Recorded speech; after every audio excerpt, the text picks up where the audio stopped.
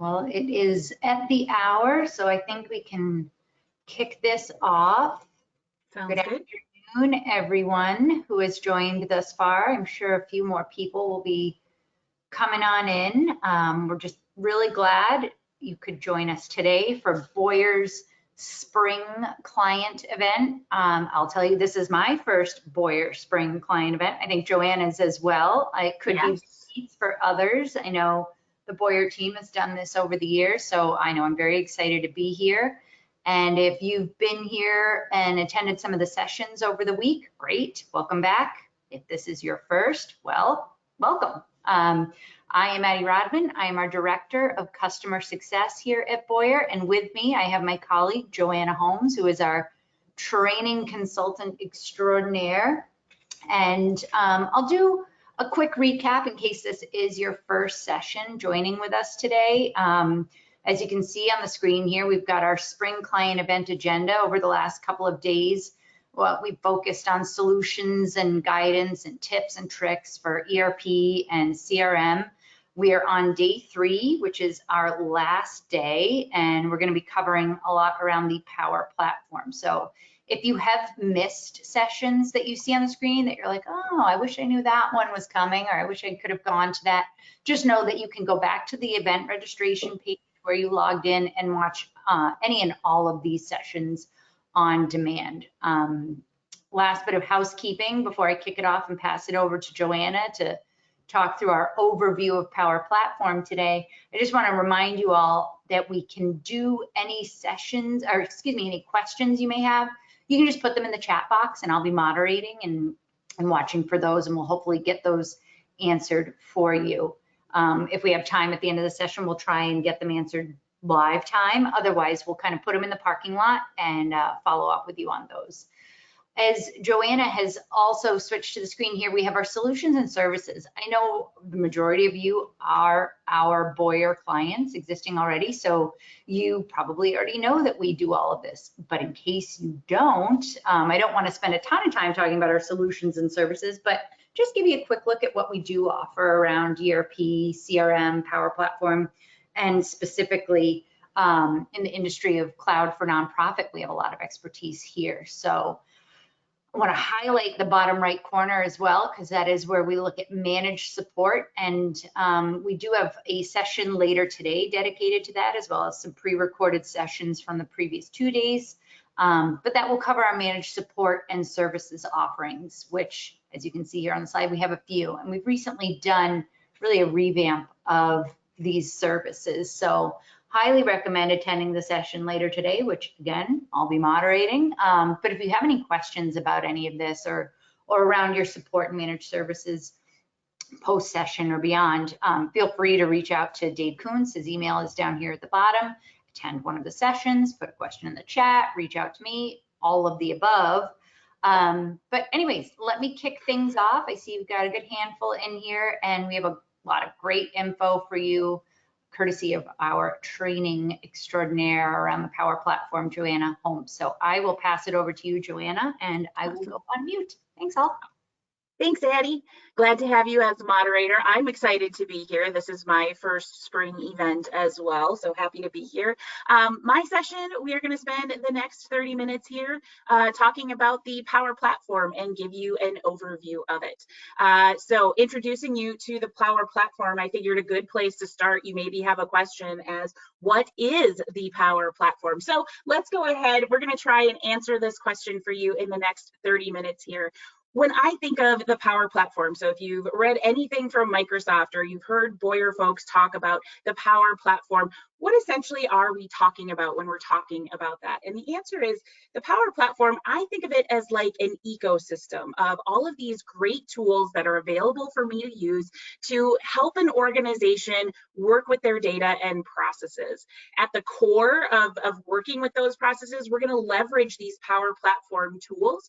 And really the key to leveraging these tools is understanding these 5 different tools that are available for us. So we're going to spend the next few moments here going over what all of these different pieces of the Power Platform are. So just at a starting level, this ecosystem, this suite of tools available to us, we have Power Apps.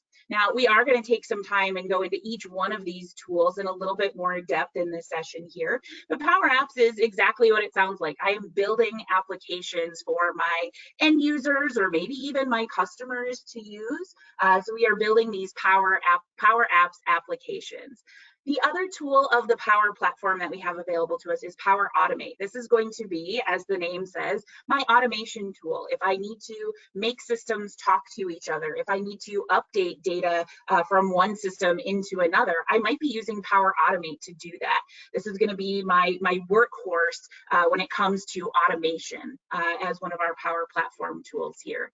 In the middle, we have Power BI. This is where the tool we're going to use to get all of our insights. We're sitting on this mountain of data here. Let's make it pretty and easy for our end users to digest and understand all of this mountain of data that we are sitting on. So another one of our tools of the Power Platform. Another tool we have here is Power Virtual Agents.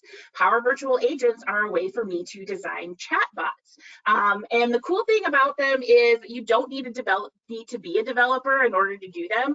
I am not a developer, but I have built a virtual agent before. So my motto is always, if I can do it, anyone can do it.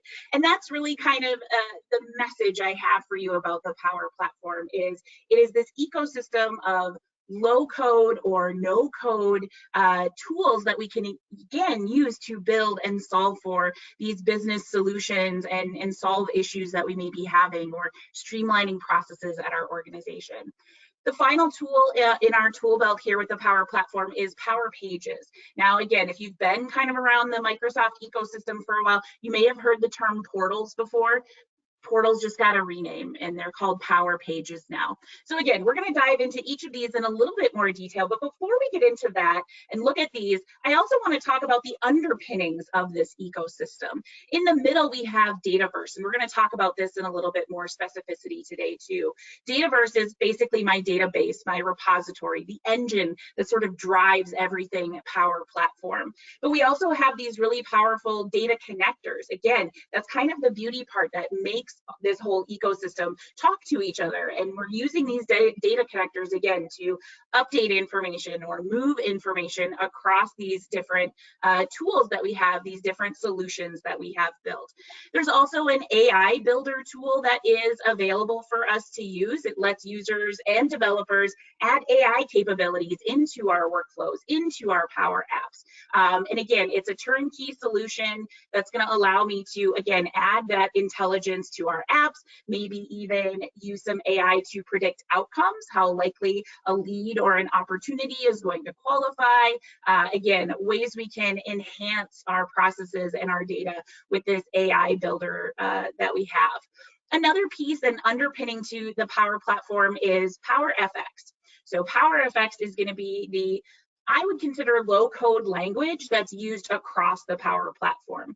It's a general purpose, strong type declarative, and functional programming language. So Power FX is, expressed in friendly human text. It's a low-code language, again, that makes the work directly within Power Apps or building in the Power Platform easy to do. If you have the skill set to understand Excel formulas, you are well on the path to being able to pick up Power FX and work with it. Again, it's meant to be kind of this low-code, easy language to pick up that you can either work with in any of these tools, or we could also, if you are a developer, use Visual Studio, again, to work with Power FX as your language as well. We also have managed environments now. Managed environments are, again, a set of out-of-the-box governance capabilities. They're supposed to help and simplify and automate and streamline our IT administration that we have to do of the Power Platform. So that's our introduction, everything that we're working with here, but let's dive a little bit deeper into all of this. The value proposition that Microsoft is setting up for us using the Power Platform is that whatever challenges we maybe have or solutions we need to build for, we can do that using these Power Platform tools. a big piece of Power Apps is maybe taking processes and breaking them into more streamlined and collaborative digital experiences. You know, our workforces are expecting us to have simple forms and applications to use, and I want to have the ability to use them on a variety of devices. I want to be able to have the same experience on my mobile phone that I have when I'm working on the desktop using these applications. I think the biggest piece and the best value of Power Platform and the proposition that Microsoft is making here is this concept of decreasing costs from custom application development. Really, the Power Platform, this tool set, the reason I get so excited about it and so passionate to talk about it is it's a way to democratize app development. That Joanna's background is not as a developer, but I understand my business processes well enough that I can start building this application using these no code or low code options to help me get started. And again, enabling our citizen developers and maybe subject matter experts, business experts at our organization, you know, giving them these tools that they can use to start building these solutions, and the ability to maybe have a hybrid fusion team where we have, you know, that citizen developer, that business matter expert, and maybe a for reals developer. Again, we can come together as a group and really build these solutions and do it quickly and iterate fast and get running quickly. So again, leveraging these no code and low code options means Joanna can maintain it after we've got it built. She can go back and update that information going forward. So again, a huge selling point, in my opinion, around the Power Platform is this democratization of getting everybody in there and building these solutions quickly. Again, this is a way for us as an organization to be more agile, to respond to those business things that change rapidly in our day-to-day lives. And again, having this tool set to, hey, let's solve for this right here, right now, using these Power Platform tools. So hopefully I've got you a little bit jazzed right now to talk more about this. So let's dive into each of those tools of the Power Platform and just talk about them on a deeper level. So first up is Power Apps. So Power Apps is going to be the apps that we build for our users to use. Again, as I mentioned, these could be web-based, so I'm on my desktop working in these apps, or I could also have this mobile experience where maybe we have sales team members or field service folks who go out to a client site. It's great that they can have the same experience in the same app on their mobile device or tablet as they would if they were sitting on their desktop. Now, there's basically two kinds of apps that we can build with Power Apps. One is called a Canvas app, and a Canvas app is kind of like the name implies. It's a blank canvas. I design the layout and the UI for my entire app experience. Canvas apps are great for, I have a really highly customized task that I need my users to do, and I want to lay out that UI experience for them. And I maybe am connecting them to data from multiple sources, and I can surface it here in my Canvas app. So Canvas apps, again, blank canvas. The skill set that you would need to build a Canvas app, you know, being comfortable with Power FX is going to definitely come and help you here with a Canvas app. But also, if you've ever built a PowerPoint slide, you have the skill set you need in order to start building a Canvas app. Choosing how I want my buttons laid out, what I want that button to do with Power FX, it's a really powerful tool. Again, you could get a Canvas app up and running within a day or two. And then there's model-driven apps, another type of app that we can build. Model-driven apps are my favorite because they require no code whatsoever. If you've ever used a Dynamics 365 app, those are basically model-driven apps. I mean, not basically, they are. They're model-driven apps. They're just model-driven apps that Microsoft has built. So when I build a model-driven app, it's going to look a lot and navigate and function like a Dynamics 365 app would, if you're familiar with those or using those already at your organization. The beauty part, again, of model-driven apps, I can get up and running very quickly. I can add to my Dataverse data model and start building an app around my data model and everything that we have. And again, I can get a model-driven app up and running within an afternoon, no problem. The other beauty part of this is that I have two different kinds of apps. Well, you could take your Canvas app and you could also embed that Canvas app within a model-driven app. So it's kind of the best of both worlds. So again, lots of functionality and capability here around building these apps, around building these user interfaces for our users to work with the data that we have. Now let's talk about Power Automate. Power Automate is the genie, the magic that I want to automate processes across different business applications, across different services that we maybe even have. So we are using Power Automate to make either simple automations like I have a new lead and I want them to get an email thanking them for their interest, to more complex scenarios where maybe we have some advanced logic, we maybe have some branching based on conditions, we maybe loop through and do it again. Maybe I have a Dropbox where my customers drop off files into a Dropbox. I could have my Power Automate grab those files from Dropbox and move them over to a SharePoint list perhaps. And again, no code required. I'm building this with Power Automate. As you can see, the interface here, it's kind of like you're working with Legos, stacking my pieces together of my Power Automate flow to, again, make this automation happen across the systems and apps that I'm working with. We can trigger actions to happen when a status of a record changes or updates. Maybe that's going to trigger an automation in a completely different system. It's also got an amazing approval workflow engine that we can work with, again, to maybe get notifications to our employees so they can approve things and then notify them of things. That's what Power Automate is great for. It also has some RPA, the ability to automate legacy or on-prem cloud-based applications, automate those things that maybe are so old they don't necessarily have APIs. We still have some functionality here in Power Automate to still automate some of these things using these tools that we have here in Power Automate. Power BI for my data nerds. Power BI is beautiful. I can take this mountain of data again that I am sitting on and make it pretty, make it digestible for myself and others at my organization. We can also get a consolidated view across our business. Again, we can have multiple data sources here, marry that data together and make a beautiful dashboard or make a beautiful chart visualization.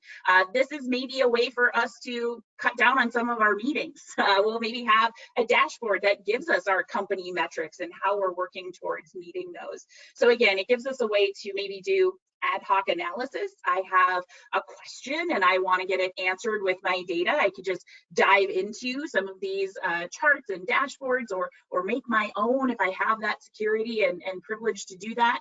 We could also build dashboards and interactive reports, again, that can be easily consumed on the web or on a mobile device. So again, we have that clear picture of what our data is telling us, and we can use these beautiful visualizations that we can build in Power BI. The other thing that you can do is you can marry it with data in Power Apps, that I could have my Power BI visualizations, could have those dashboards embedded within a model-driven app as well.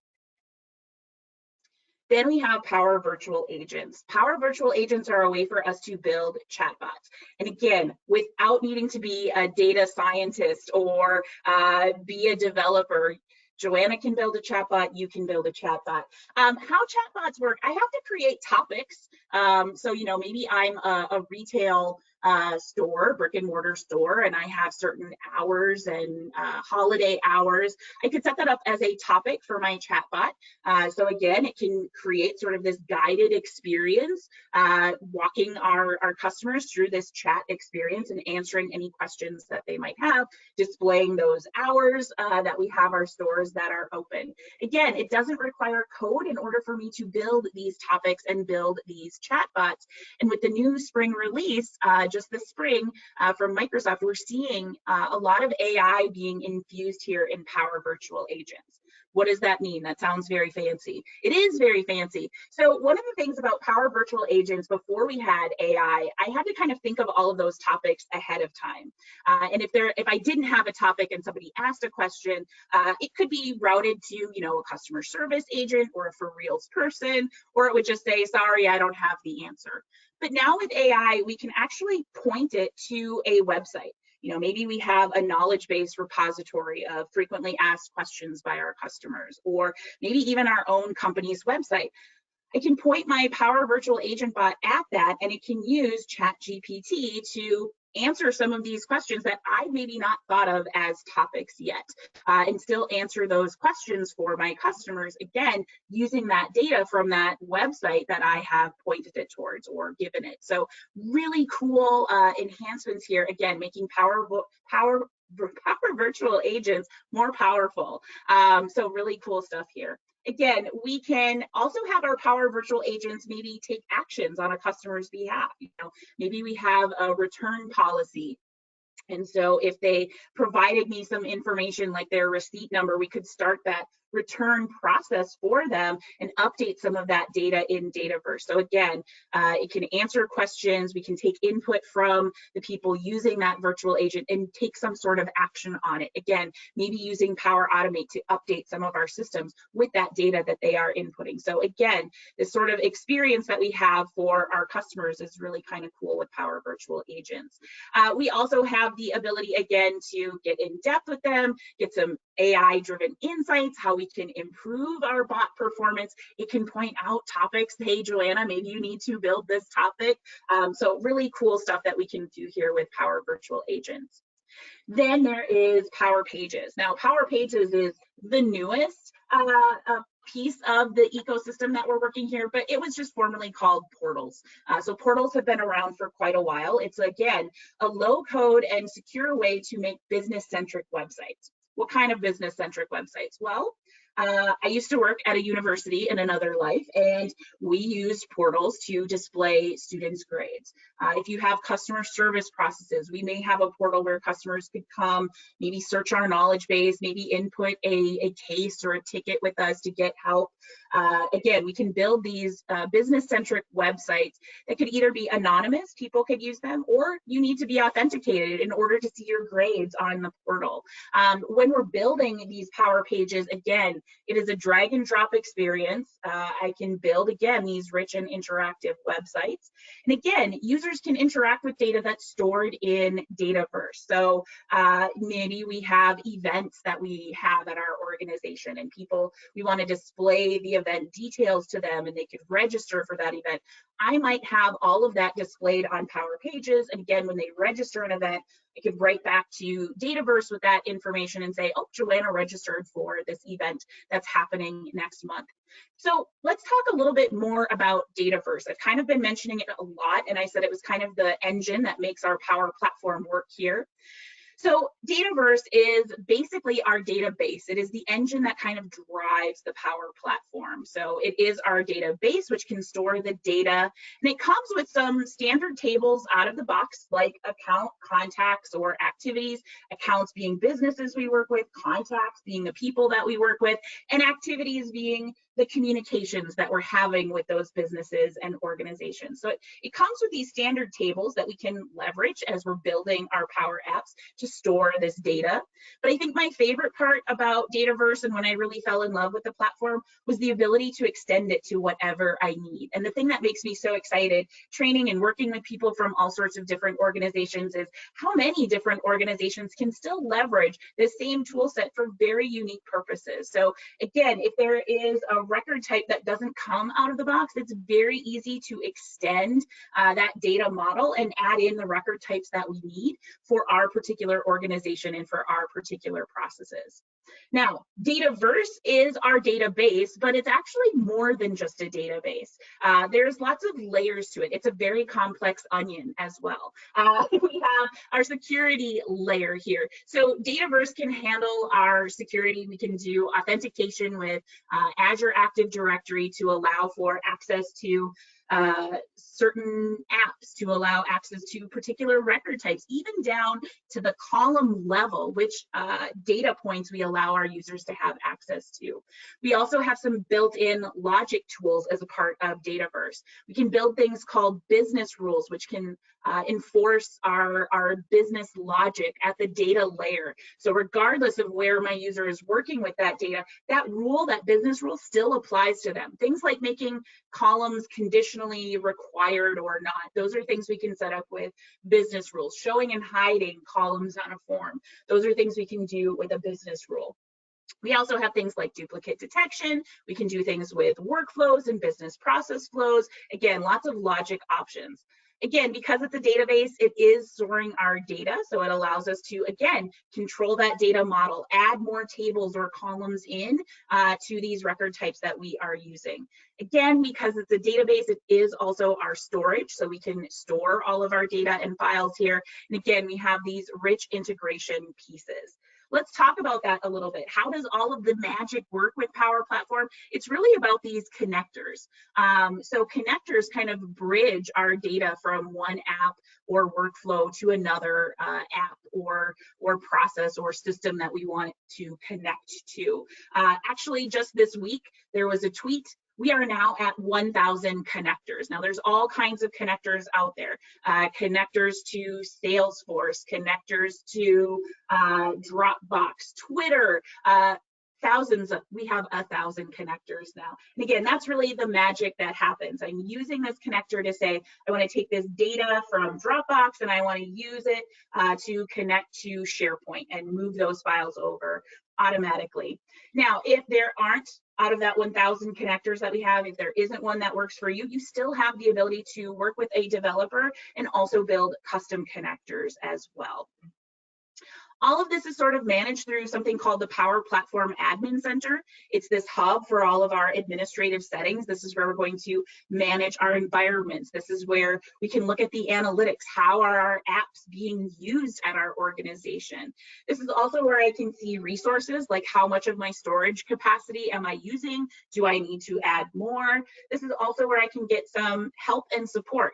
Guess what? You can use the robust chat agent here in Power Platform Admin Center to guide me to documentation to help me solve my issues. If that isn't enough, depending on my support contract that I have with Microsoft, I can also reach out for help from Microsoft technicians to help me solve some issues I may be having. In the Power Platform Admin Center, this is also where I can work on my data integration. This is where I can see where we do have some connectors, and I can also set up something called data policies. Let's talk a little bit more about that on our next slide here. So, setting up our data loss prevention policies. Again, I want to democratize building apps and finding a way to make business solutions, but I don't want chaos and anarchy. So data loss prevention policies are, again, a way for us as an organization to put some guide rails in place and say, I don't want them to be able to use the Twitter connector or something along those lines. So again, we can put those guardrails in place so we're not exposing data that we don't mean to be exposing. Microsoft is also very committed to compliance. Every one of their tools that they build is built with this eye towards compliance and making sure we are meeting regulatory and government compliance standards. That's always going to be Microsoft's focus and commitment.